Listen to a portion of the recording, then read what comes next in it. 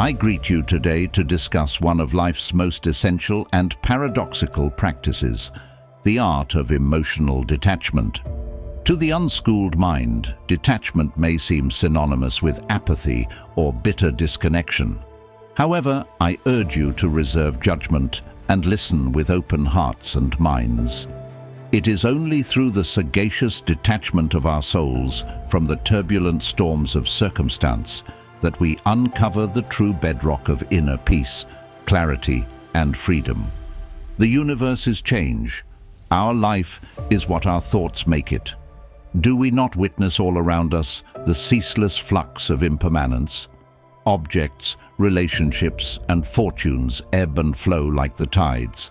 By anchoring our sense of self and well-being too tightly to these passing clouds, we invite unending cycles of suffering, chasing pleasures that can never satisfy, recoiling from inevitable losses and difficulties.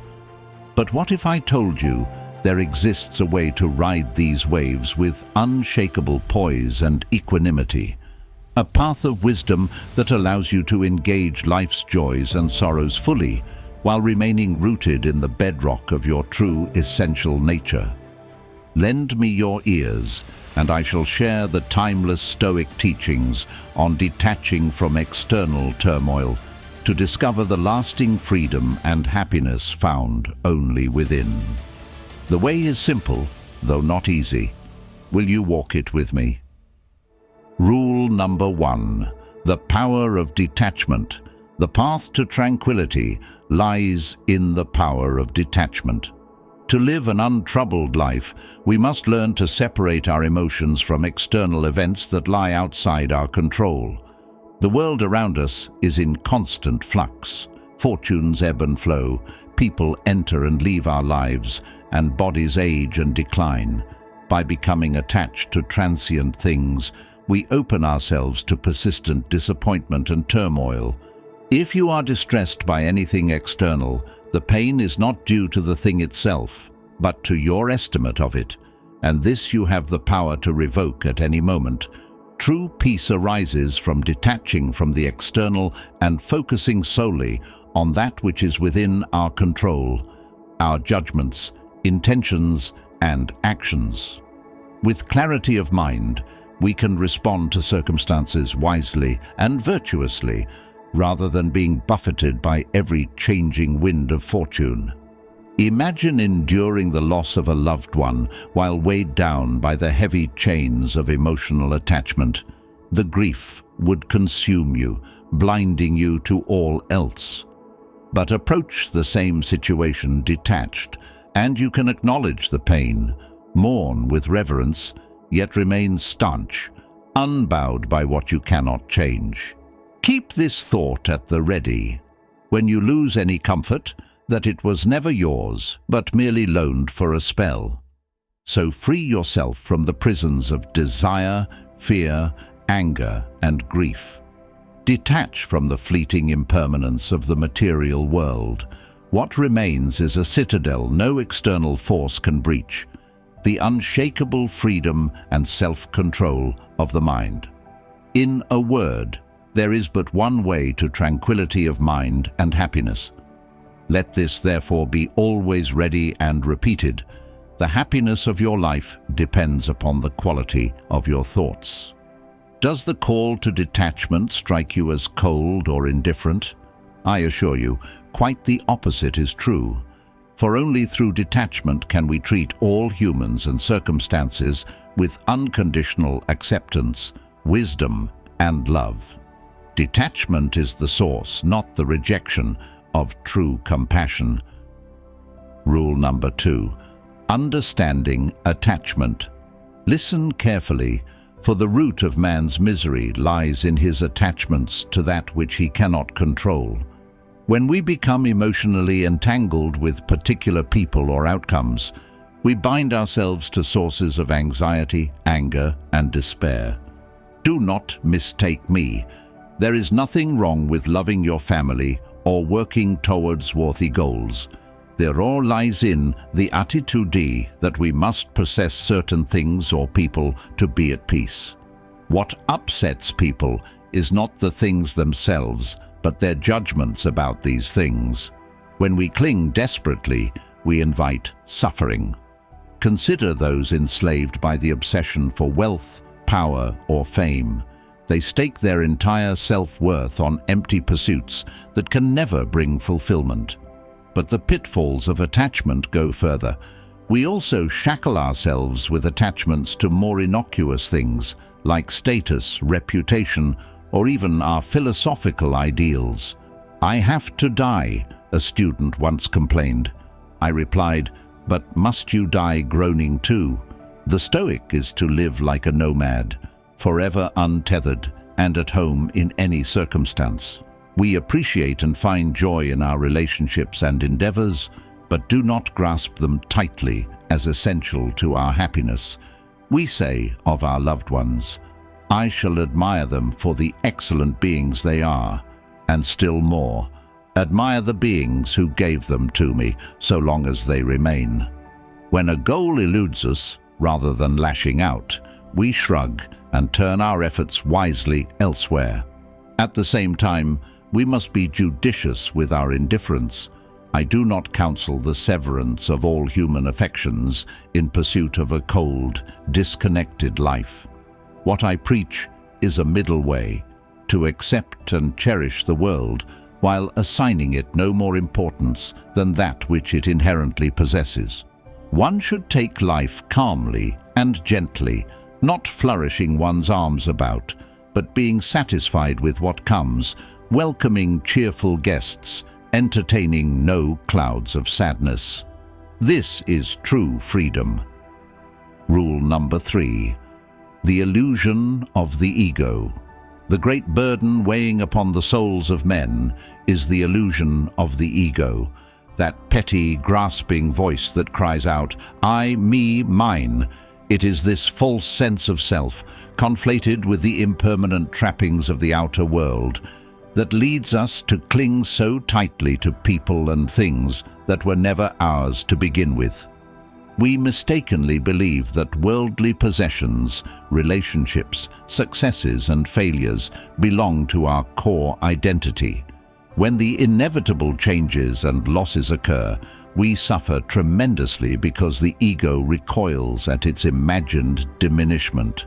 Make yourself an exemplar of equity, I urged, after getting rid of the twisting, cajoling and deceptive views that distort the ability to see what is straight ahead.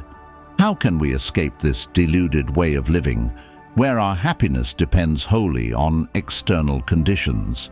We must disentangle the true self from the trappings of ego through self-reflection, philosophical reason, and age-old spiritual exercises.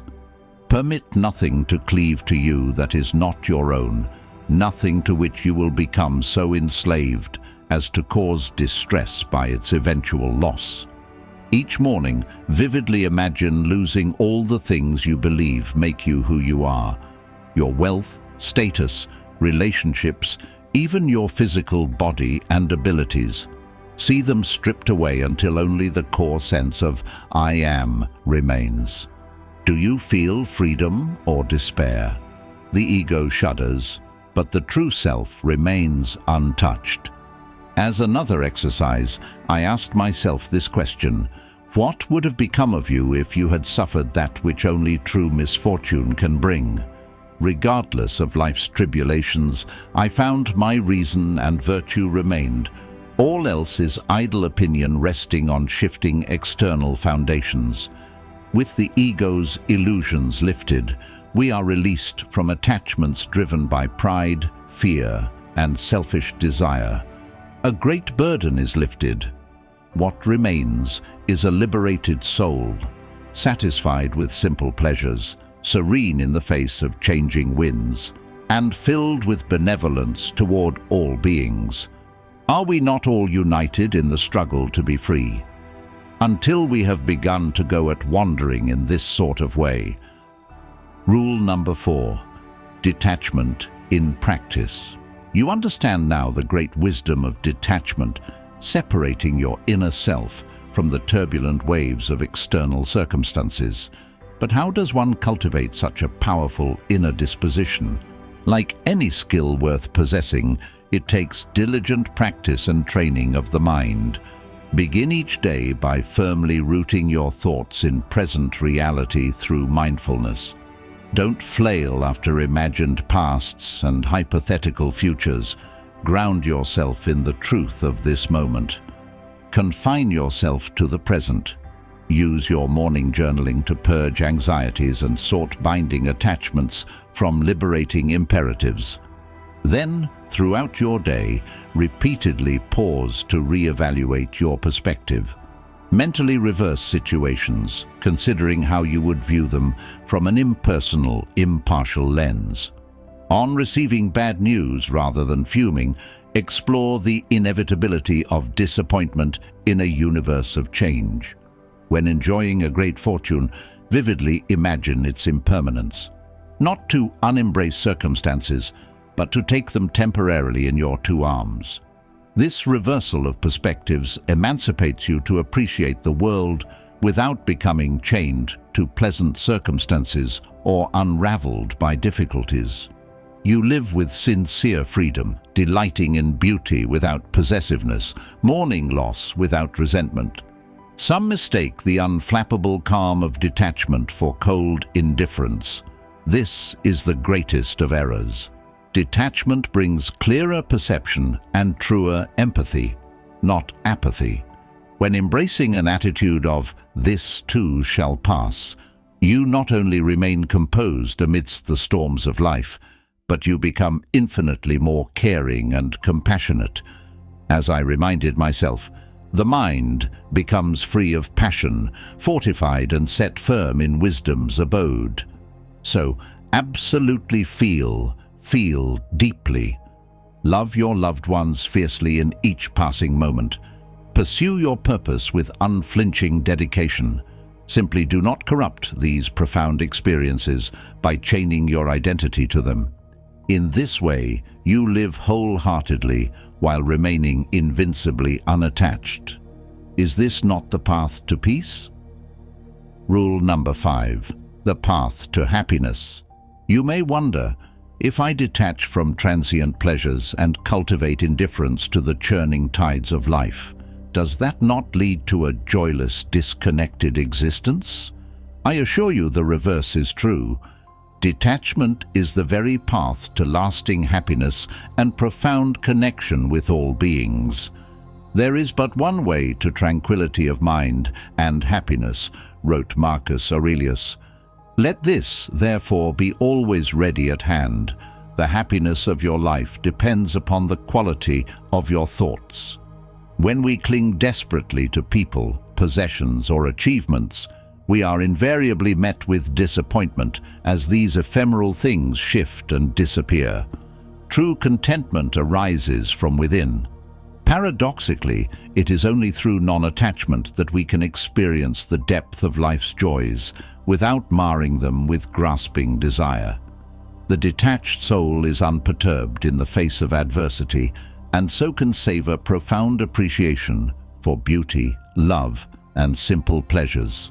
There is only one way to happiness, and that is in rendering yourself neither stratified by the world's good things nor dejected by its ills. When unshackled from the cycle of craving and aversion, you walk through life's winters and summers with equanimity. You cultivate peace not by resisting challenges, but by releasing resistance itself. With clarity of perspective, you make wise choices and take the right actions, not driven by the whims of the ego, but by a commitment to universal reason and virtue. This is the supreme paradox. In detaching from all that is external, we discover deeper fulfillment and interpersonal connection than possible through any other path. The unattached soul appreciates the sanctity of all life. In releasing our death grip on the world, we discover unconditional love and compassion for it. If you want to make progress, resign yourself to being nobody, literally nobody. So let these rules be your guiding principles. Understand the power of detachment and how craving possession breeds misery. Disentangle your identity from the ego's illusions of attachment. Practice exercises like journaling, mindfulness, and reversing perspectives to cultivate an attitude of release. Embrace life's changes calmly, savoring profound joys without grasping. You will find true happiness, a state of inalienable peace, freedom, and belonging to the cosmos. Dear friends, I have shared the timeless Stoic teachings on emotionally detaching from the external storms of life to uncover the lasting freedom and happiness within. These ancient principles hold as true today as they did millennia ago.